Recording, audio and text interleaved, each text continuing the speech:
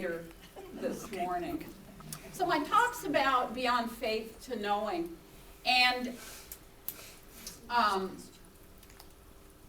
one of my physics teachers, who was really quite a hoot, she was a small little nun who wore her hair all pretty and her fingernails all done, and she lived in this really elegant home.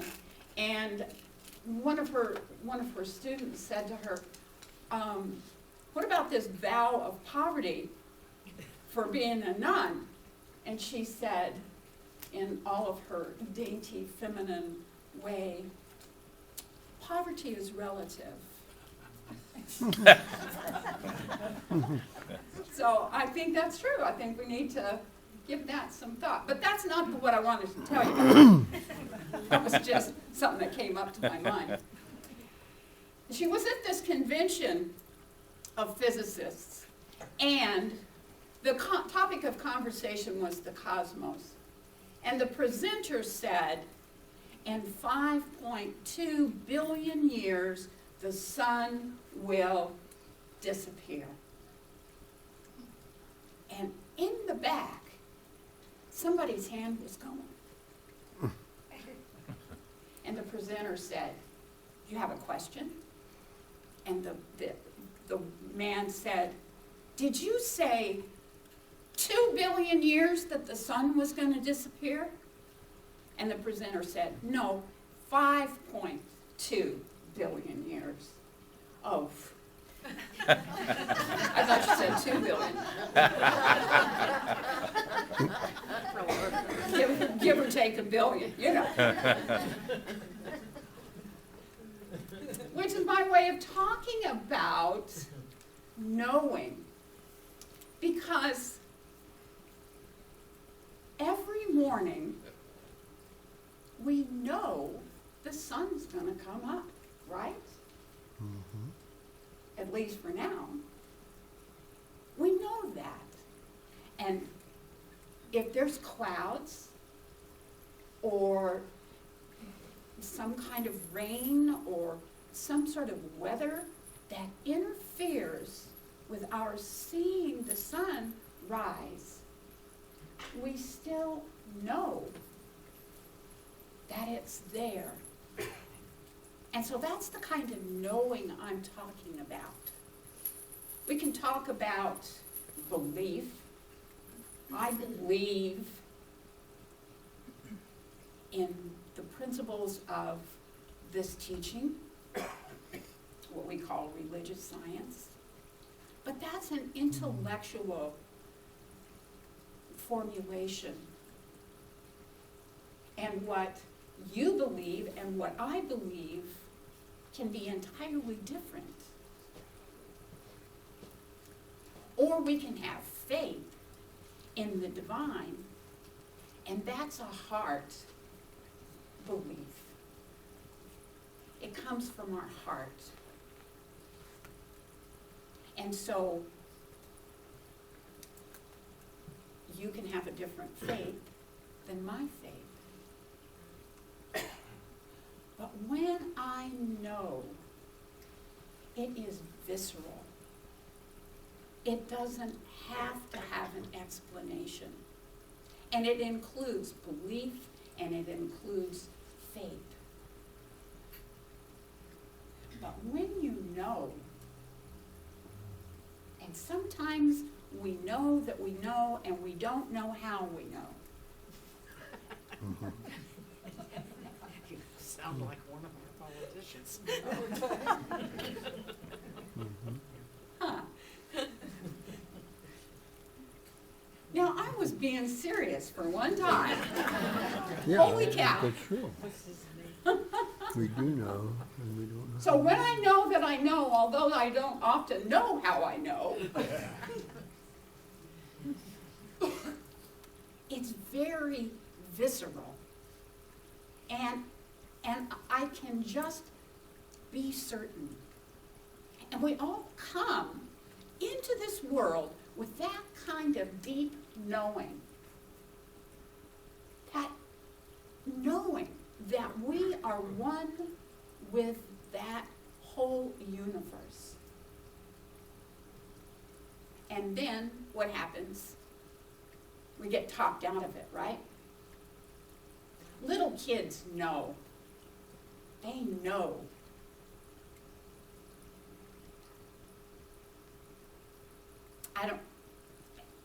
Perhaps some of you have had this experience. It's fairly common.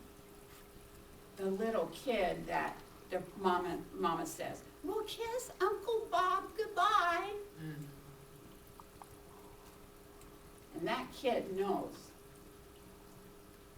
That kid knows, I'm not kissing Uncle Bob.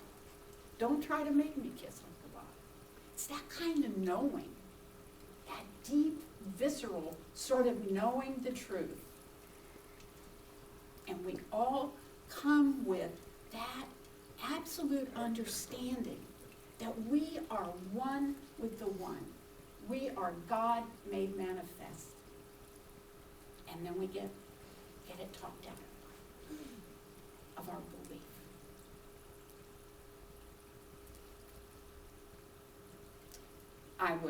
As I told you, I was with my family. And while I was there, my son and his wife signed the papers for a new house. Wow. Yeah. And it was, and it is, I shouldn't say it was, it's beautiful. Beautiful. So, Saturday night, we went over and we had a house blessing, which was precious to me. So my grandson is 3 years old, and his name is Miles. And there was no furniture in the living room, so my daughter and my son and my daughter-in-law and my granddaughter were all sitting on the floor. And I sort of sat up on the stairs, and Miles came and sat next to me. I have to be frank and tell you that it's a stretch for my family to think of me as a minister. I know. So there's a lot of giggling and a lot of discomfort, and they wanna be reverent when I'm being the reverend, but it's so hard for them. It's a challenge. So there was a lot of giggling, particularly for my granddaughter. She was nervous about the whole thing. Now, they invited me to do the house blessing. I didn't volunteer it, but they invited me to, and I was sitting on the steps of the leading down into the living room, and Miles, at 3, sat down right next to me. And he was so serious. And so I would talk about blessing this house. And he would echo that. Bless this house. May joy and peace and abundance fill this house.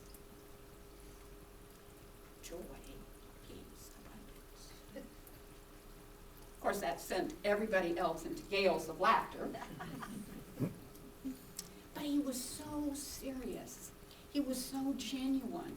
And he knew this was not something new for him. When he was like, I don't know, a year perhaps, he looked exactly like the Dalai Lama. And I told my kids that, the Lamas were going to come and take him off to Tibet because he's the next. And that really convinced me on last Saturday that he was chosen. Yes. He knew. It wasn't just parroting. He knew what he was doing. And then, see, I got my tissue here. he wanted to bless his own bedroom. I know, he's 3 years old, and he just knows. So we all went upstairs, and he blessed the bedroom. Joy, peace. Maintenance. Well, that's not in his vocabulary. It's not in his DNA either, I have to tell you. But he knew, and he knows what he knows, and little kids do know, and we know. We came with that knowing. We came with that visceral knowing who we are. And then we lose it. We get talked out of it. We get, realitifized? I think that's a good word. It'll catch on. Socialized. Yeah. So where did that come from, I wonder? That need to forget the truth of who we are.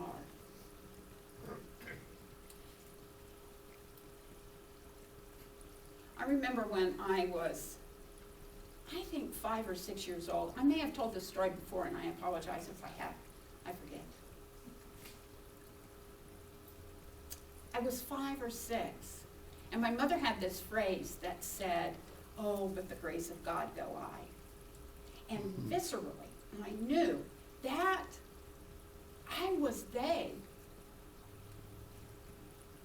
And so I said to my mom, you know, I'm them. Oh, honey, that's unique. There's not another person like you. But she missed the point. And the point is, we are. We're just one. And we can walk around and pretend like we're unique and we're special. And yes, we are. That's true. And yet, we know the truth of who and what we are, viscerally. So, coming to a spiritual community is an action of relearning what we've forgotten and remembering the truth of who we are. That essence that we were spring forth from, the one with the cosmos. We're the sun. We're the stars. We're the essence of all that is. And when the Big Bang or whatever happened that we will never know, just like we'll never know what the sun's going to do in 5 billion years from now.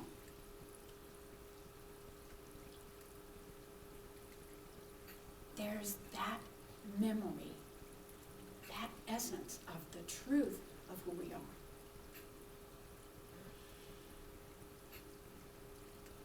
We know that. And that's what is the foundation of this teaching. The knowing.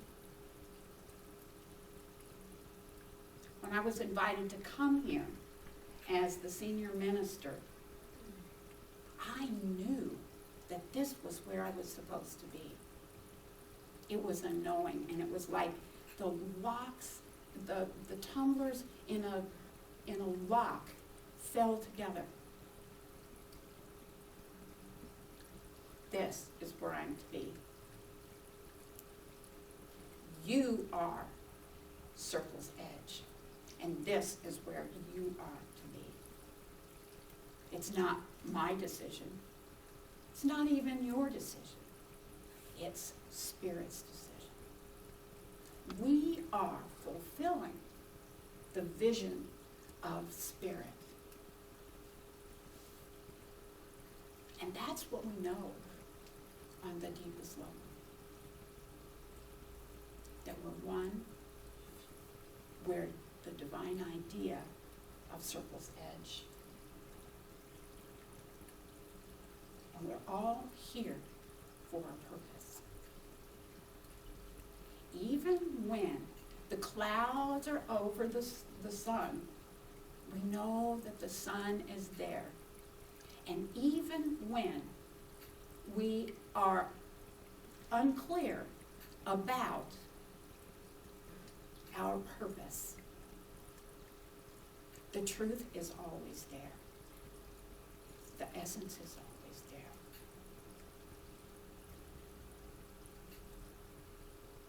We are the vision of God's idea at Circle's Edge. And we know that. Even when we forget that we know it. Even when I know that I know, although I often don't know how I know, it's the truth. So beyond faith, beyond the idea that we have these principles to live, that we teach these principles, beyond all of that, there is the stepping into the knowing, where there's no need to question it, there's no need to doubt it, there's no need to gear up our faith.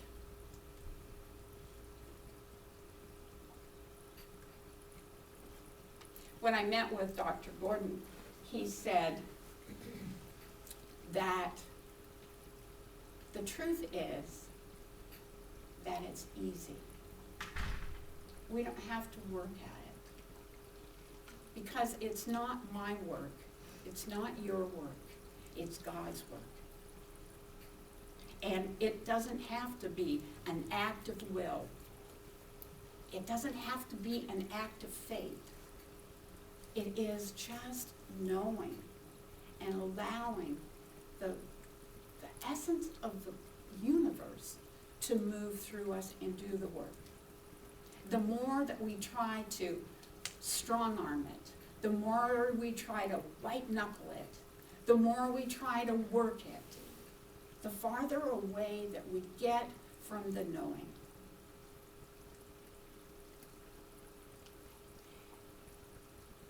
And just allowing, just surrendering to it.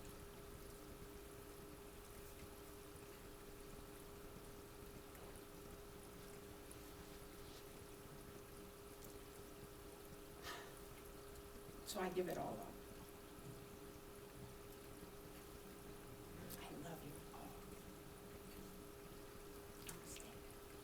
Namaste. So I'd invite the practitioners and the ministers to stand and join with me. Oh, yeah?